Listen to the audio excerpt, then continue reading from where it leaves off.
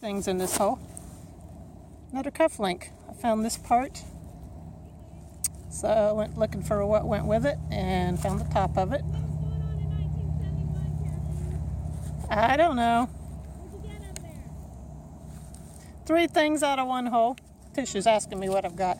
And then this other thing, I don't know what. It's like some junk of some kind. Uh-oh. Here comes Tish. I'm sorry. Camera. Oh, what you got? What you got? So I just dug a ring right next to where I got the cuff link. The hole is like right up on the other one. Right there is where the other one was. Very cool. It rang like gold. What did I do? Just drop it in the hole. It looks like silver, so I'm going to clean it up and then come back to it. Yeah. Just tested the ring and it is not silver. Got to looking at it with the loupe. I was pretty sure it wasn't, as Tish said, pot metal. My first clue should have been when it rang like gold. It looked like silver, but it's still a nice ring. It's a big chunky one, so I am still happy with it, and it was a fun find. Dug this up. It's an old screwback earring. Again, rang up like gold, which tells me it's just some junk metal. Whoops. Cannot hold on to anything with these gloves. But it's pretty. 3 stones in it. Screwback earring. So I just dug this that says Idaho. Tish said it probably come off an old spoon. I think she's right. The collectors. The funny thing was, about a half hour ago I dug this one and not too far away, and it's plain. It doesn't have any, where'd it go? Stayed on it. So that part peeled off. So somebody had a spoon collection that they're losing pieces from. Interesting. I originally thought this one was part of a pull tab, but when I looked at it closer, I said, no, it's off of something, not a pull tab. Spoon collection, I think, is a good guess. Found this kind of odd piece of jewelry. I'm not sure what it is. Kind of thinking maybe these holes on the bottom might have had something hanging from them. Kind of hard to tell what that might have been. Dug up a lock, and it has a key in it and also another key. Pretty interesting little find there. Very rusty. I don't think I'll be trying to turn that key anytime soon. Found this military button. This one looks like the real deal. I'll turn it over in a minute and show you the back. Tish is Googling it, and it looks like World War II, probably an officer's button. It has an anchor with eagle on top, laurel leaves on the back. It says superior quality. Turn it over.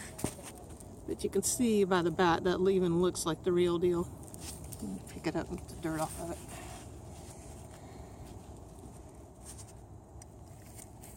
Yeah, it looks pretty good.